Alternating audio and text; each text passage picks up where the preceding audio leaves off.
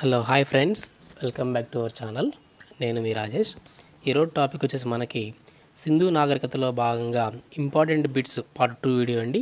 Already part 1 video మన channel already upload చేయడం జరిగింది. జాగ్రత్తగా అబ్జర్వ్ చేయండి. సో ఇవన్నీ కూడా మనకు ఇంపార్టెంట్ బిట్స్, అలాగే వీటిలో కొన్ని ప్రీవియస్ ఎగ్జామ్స్ బిట్స్ కూడా ఉన్నాయన్నమాట. సో మ్యాక్సిమం ఈ టాపిక్ నుంచి మీకు బిట్ వస్తే కనుక అది స్టేట్ గవర్నమెంట్ కావచ్చు, సెంట్రల్ గవర్నమెంట్ కావచ్చు, ఎగ్జామ్ పాయింట్ ఆఫ్ వ్యూలో వీటి మీదనే మనకు బిట్స్ వచ్చేటువంటి అవకాశం అయితే ఉంది కాబట్టి సో వీటిని చేయడం జరుగుతుంది. ప్రతి ఒక్కరు చాలా జాగ్రత్తగా అబ్జర్వ్ చేయండి. సో ఈ పార్ట్ 2 వీడియోతో మనకు సింధు నాగరికతలో ఉన్నటువంటి ముఖ్యమైన బిట్స్ అయితే కనుక అయిపోవడం జరుగుతుంది. సో నెక్స్ట్ టాపిక్ అయితే మళ్ళీ కంటిన్యూ చేద్దాం. సో ప్రతి ఒక్కరు కూడా ఛానల్ని సబ్స్క్రైబ్ చేయండి, అలాగే వీడియోని మాత్రం లైక్ చేయండి. చూస్తున్నారు కానీ ఎవరు వీడియోని లైక్ చేయట్లేదు. దయచేసి వీడియోని లైక్ చేయండి. మీరు లైక్ చేస్తే నాకెంతో సపోర్టివ్గా ఉంటుంది కాబట్టి వీడియోని అయితే లైక్ చేయండి. ఇక్కడ మన టాపిక్లోకి వచ్చినట్లయితే సో పార్ట్ 2 వీడియో అండి ఇది, ఓకేనా. సో ఆల్రెడీ పార్ట్ 1 వీడియోలో మనకు 35 బిట్స్ అయితే నేను ఎక్స్ప్లెయిన్ చేయడం జరిగింది. ఇది పార్ట్ 2 వీడియో. సో దీంట్లో రిమైనింగ్ బిట్స్ అన్నీ కూడా ఈ పార్ట్ 2 వీడియోలో ఎక్స్ప్లెయిన్ చేయడం జరుగుతుంది. చాలా జాగ్రత్తగా అబ్జర్వ్ చేయండి. సో ఇక్కడ 36 వచ్చేసి చూడండి, ఇక్కడ ఏ సింధు నాగరికత పట్టణంలో త్రాసు లభించింది. చాలా ఇంపార్టెంట్ బిట్ అండి ఇది. ఎగ్జామ్ పాయింట్ ఆఫ్ వ్యూలో మనకు ప్రీవియస్ ఎగ్జామ్ బిట్ అనమాట. సో ఏ సింధు నాగరికత పట్టణంలో మనకి త్రాసు, ఓకేనా, మనకు త్రాసు అనేది లభించింది అంటే ఇక్కడ చూడండి లోతాల్, ఓకేనా. లోతాల్ సింధు నాగరికత పట్టణంలో మనకు త్రాసు అనేటువంటిది లభించింది అనమాట, ఓకేనా. నెక్స్ట్ వన్, ఉత్తరప్రదేశ్లోని మీరట్కు సమీపంలో గల సింధు నాగరికత ప్రదేశం ఏది అంటే అలంగీర్పూర్, ఓకేనా. సో ఉత్తరప్రదేశ్లోని మీరట్కు సమీపంలో ఉన్నటువంటి సింధు నాగరికత ప్రదేశం వచ్చేసి అలంగీర్పూర్, ఓకే. నెక్స్ట్ వన్, సింధు నాగరికత కాలంలో ప్రధాన రేవు పట్టణం ఏది. చాలా ఇంపార్టెంట్ అండి, మోస్ట్ ఇంపార్టెంట్, ఓకేనా. చాలా ఇంపార్టెంట్ బిట్ ఇది. సో ఇది కూడా మనకు లోతాల్ అనమాట, ఓకేనా. ఇక్కడ చూడండి, ఇక్కడ సో త్రాసు లభించినటువంటి పట్టణం వచ్చేసి లోతాల్, అలాగే సింధు నాగరికతలో ప్రధాన రేవు పట్టణం అంటే లోతాల్, ఓకేనా. చాలా ఇంపార్టెంట్ ఇది, ఓకేనా, గుర్తుపెట్టుకోండి, okay. So next one, Mesopotamia హరప్పాల మధ్య వర్తక కేంద్రకం ఏది, ఓకేనా. మెసపటోనియా హరప్పాల మధ్య వర్తక కేంద్రకం ఏది అంటే దాని ప్రస్తుత నామం ఏంటి, ఓకేనా. సో డిల్మాన్ అనేది మనకి మెసపటోనియా అలాగే హరప్పాల మధ్య వర్తక కేంద్రం అన్నమాట. ప్రస్తుతం దీన్ని ఏమంటారంటే బహ్రెయిన్ అంటాం అనమాట, ఓకేనా. ప్రస్తుతం దీన్ని బహ్రెయిన్ అంటున్నారు, ఓకే. చాలా ఇంపార్టెంట్ ఇది. ఏంటి అంటే మెసపటోనియాకి హరప్పాకు మధ్య వర్తక కేంద్రం, ఓకే. వర్తక కేంద్రం అంటే ఏంటంటే సో మెసపటోనియా నుంచి కొన్ని ఎగుమతులు హరప్పాకు వస్తాయి, అలాగే హరప్పా నుంచి కొన్ని ఎగుమతులు మెసపటోనియాకి రావడం జరుగుతుంది. సో కాబట్టి ఈ రకంగా వాటి మధ్య వారధి, ఓకేనా. సో వారధి వర్తక కేంద్రం వచ్చేసి ఇక్కడ బహ్రెయిన్, ఓకే. సో నెక్స్ట్ చూడండి, సింధు ప్రజల ముఖ్య వృత్తి ఏమిటి. చాలా ఇంపార్టెంట్ అండి ఇది, ఓకేనా. సింధు ప్రజల యొక్క ముఖ్య వృత్తి ఏంటంటే వ్యవసాయం, ఓకేనా. సింధు ప్రజలందరూ కూడా అప్పటి కాలంలో వ్యవసాయం మీదనే ఆధారపడి ఉండేవాళ్ళు, ఓకే. నెక్స్ట్ వన్, సింధు నాగరికత గల పట్టణాలలో అత్యాశ్చర్యకమైన విషయం ఏమిటి, ఓకేనా. సో ఆశ్చర్యకరమైన విషయం ఏమిటి, సింధు నాగరికత పట్టణాలలో ఆశ్చర్యకరమైన విషయం ఏమిటి అంటే చూడండి, ఇక్కడ భూగర్భ నీటి పారుదల వ్యవస్థ, ఓకేనా. చాలా ఇంపార్టెంట్ ఇది, ఓకేనా. సో వారి యొక్క స్పెషాలిటీ ఏంటి అంటే సో భూగర్భ మురుగునీటి పారుదల వ్యవస్థ, ఓకేనా. డ్రైనేజ్ సిస్టమ్ అనేది వారి యొక్క స్పెషాలిటీగా చెప్పడం జరుగుతుంది, ఓకే. నెక్స్ట్ వన్, హరప్పా కాలం నాటి ముద్రలు ఎన్ని లభించాయి. హరప్పా కాలం నాటి ముద్రలు ఎన్ని లభించాయి అంటే ఇక్కడ 2000కు పైగా మనకు హరప్పా నాగరికత యొక్క ముద్రికలు అనేవి లభించడం జరిగింది, ఓకేనా. నెక్స్ట్ వన్, సింధు లోయలో లభించిన ముద్రల మీద ఏ జంతువుల బొమ్మలు ఉన్నాయి. సింధు లోయలో, ఓకేనా, ఇంపార్టెంట్ ఇది. సింధు లోయలో లభించిన ముద్రల మీద ఏ జంతువుల బొమ్మలు, ఇక్కడ జంతువుల పేర్లు అనేవి మనకు ఇక్కడ ఇంపార్టెంట్ అండి. ఆన్సర్ వచ్చేసి ఎద్దు, గేదె, పులి, మేక, ఏనుగు, ఖడ్గమృగం. సో వీటన్నిటి యొక్క జంతువుల యొక్క ముద్రలు అనేవి మనకు సింధు లోయలో లభించినటువంటి ముద్రలు అనమాట. ఏంటి, సో ఎద్దు, గేదె, పులి, మేక, ఏనుగు, ఖడ్గమృగం, ఓకే. నెక్స్ట్ వన్, సింధు ప్రజలు పూజించే దేవతలు ఎవరు. ఇవి కూడా చాలా ఇంపార్టెంట్ అండి, ఓకేనా. దేవతలు ఏదంటే సో మాతృదేవత పశుపతి మహాదేవుడు, ఓకేనా. వీరిద్దరు కూడా మనకు సింధు ప్రజల యొక్క పూజించేటటువంటి దేవతలు అనమాట, ఓకేనా. Important one, okay. Next one, సింధు ప్రజలు మరణించిన వారిని ఏం చేసేవారు, ఓకేనా. సింధు ప్రజలు ఎవరైనా మరణించిన తర్వాత వారిని ఏం చేసేవారు అంటే ఇక్కడ చూడండి దహనం చేసేవారు లేదా పాతి పెట్టేవాళ్ళు, ఓకేనా. పాతి పెట్టడం అంటే పూడ్చడం అండి, దహనం అంటే కాల్చడం, ఓకేనా. సో ఈ రెండు కూడా వాళ్ళు సింధు ప్రజలు చేసేటువంటి మరణించిన తర్వాత చేసేటువంటి పనులు అనమాట, ఓకేనా. సో నెక్స్ట్ వన్ చూడండి, ఇక్కడ సింధు ప్రజలు పూజించిన పక్షి ఏది? చాలా చాలా ఇంపార్టెంట్ అండి ఇది. పూజించిన పక్షి వచ్చేసి ఇక్కడ పావురం. ఓకేనా, చాలా చాలా ఇంపార్టెంట్ ఇది, మనకు ప్రీవియస్ ఎగ్జామ్ బిట్ అండి. Okay, next one.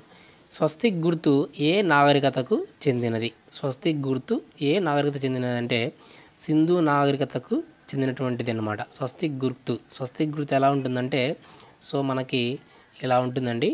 ఈ గుర్తు అనేది దేనికి సంబంధించింది అంటే ఇక్కడ సింధు నాగరికతకు సంబంధించినటువంటి గుర్తు అనమాట. ఓకేనా, నెక్స్ట్ వన్.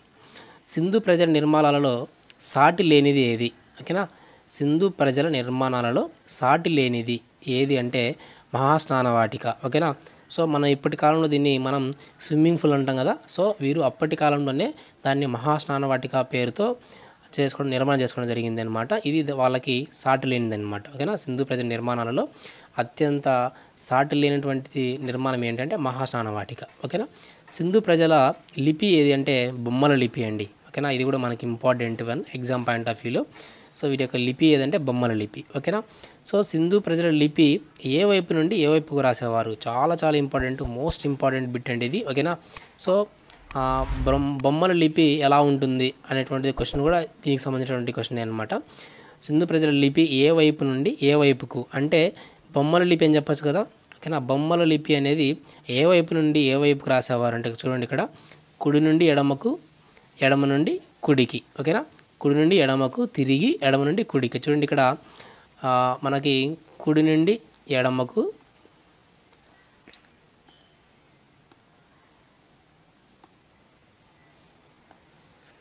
సో ఇక్కడ చూడండి కుడి నుండి ఎడమకు మళ్ళీ తిరిగి ఎడమ నుంచి కుడికి, కుడి నుండి ఎడమకు, ఎడమ నుండి కుడికి. సో ఈ విధంగా వారి యొక్క బొమ్మల లిపి అనేది ఉండేదన్నమాట. ఓకేనా, సింధు నాగరికతలో తూర్పు దక్షిణ వీధులను కలిపే కూడలని ఏమంటారు? చాలా చాలా ఇంపార్టెంట్ ఇది. ఓకేనా, చూడండి ఇక్కడ తూర్పు దక్షిణ. ఓకేనా, తూర్పు దక్షిణ వీధులను కలిపేటువంటి కూడలని ఏమంటారు అంటే ఇక్కడ చూడండి ఈ కూడల్ని అండి. ఓకేనా, ఈస్ట్ వెస్ట్ నార్త్ సౌత్. ఓకేలా తీసుకుంటే ఈ కూడల్ని ఏమంటారంటే ఆక్స్ఫర్డ్ సర్కస్. ఓకేనా, ఆక్స్ఫర్డ్ సర్కస్ అంటే ఏంటంటే సో ఆ కూడల్ని, ఆ మధ్యలో ఉన్నటువంటి కూడల్ని మనం ఏమంటామంటే ఆక్స్ఫర్డ్ సర్కస్ అంటాం. చాలా చాలా important. Okay, next one. Harappa నిర్మాణాలలో ఉపయోగించిన పదార్థం ఏది? హరప్పా నిర్మాణాలలో ఉపయోగించినటువంటి పదార్థం ఏదంటే మట్టా మోర్టర్. ఓకేనా, మట్టా మోర్టర్. Next one. సింధు నాగరికత శిథిలాలు స్పష్టంగా వ్యక్తము చేయునది ఏమి? ఓకేనా, చూడండి ఇక్కడ సింధు లోయ నాగరికత శిథిలాలు స్పష్టంగా వ్యక్తం చేయునది ఏమి అంటే వెట్టి చాకిరి గురించి ఇక్కడ మనకు స్పష్టంగా తెలుస్తుందన్నమాట వారి యొక్క నిర్మాణాలలో. ఓకేనా, నెక్స్ట్ వన్. సింధు ప్రజల కుండలు ఏ రంగులో వేయబడినవి? ఓకేనా, ఇది కూడా ఇంపార్టెంట్ మనకు.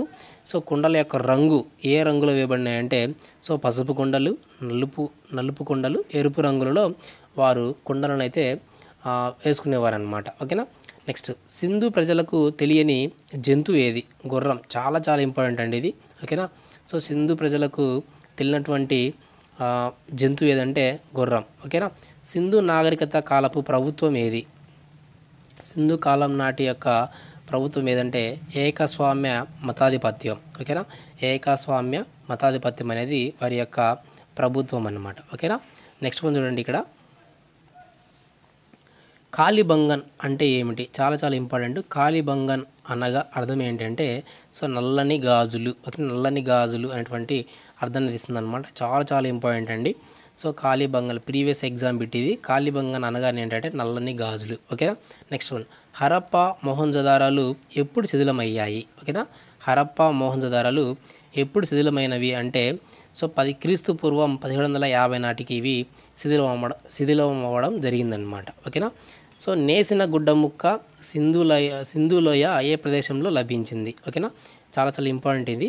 నేసిన గుడ్డ ముక్క అనేది ఏ ప్రదేశంలో లభించిందంటే చూడండి ఇక్కడ మొహంజోదారోలో. ఓకేనా, మొహంజోదారోలో మనకు లభించిందనమాట. Okay, next one.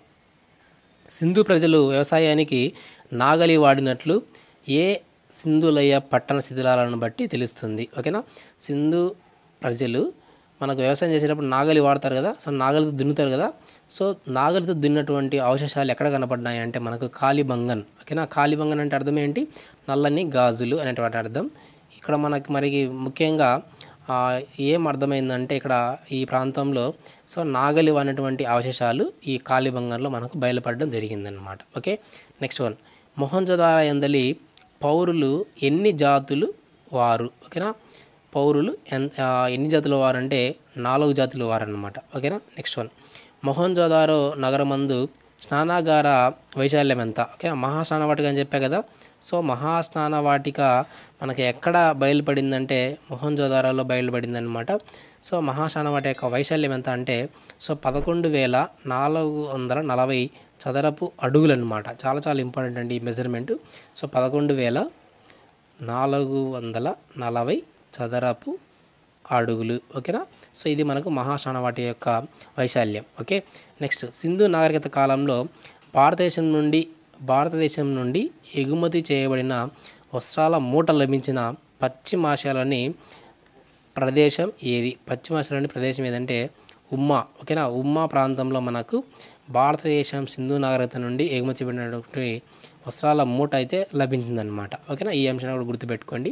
Next one, Sindhu కాలం నాటి ఏ ప్రాంతంలో మట్టతాయెత్తు, ఓడబొమ్మ, పాత్ర చిత్రించిన ముద్ర లభించాయి. ఓకేనా, చూడండి ఇక్కడ.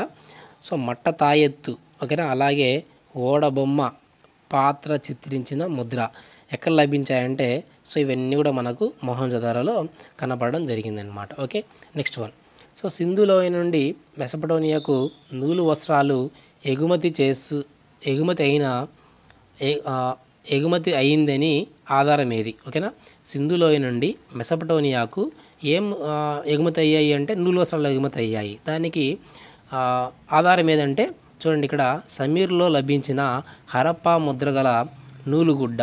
ఓకేనా, చాలా చాలా ఇంపార్టెంట్. ఓకేనా, హరప్పా ముద్రగల నూలుగుడ్డ దీనికి మనకు ఆధారం అన్నమాట. ఓకే, నెక్స్ట్, హరప్పా లిపిలో ఎన్ని గుర్తులు ఉన్నాయి. చాలా చాలా ఇంపార్టెంట్, ఇది కూడా మనకు ప్రీవియస్ ఎగ్జామ్ బిట్ అనమాట.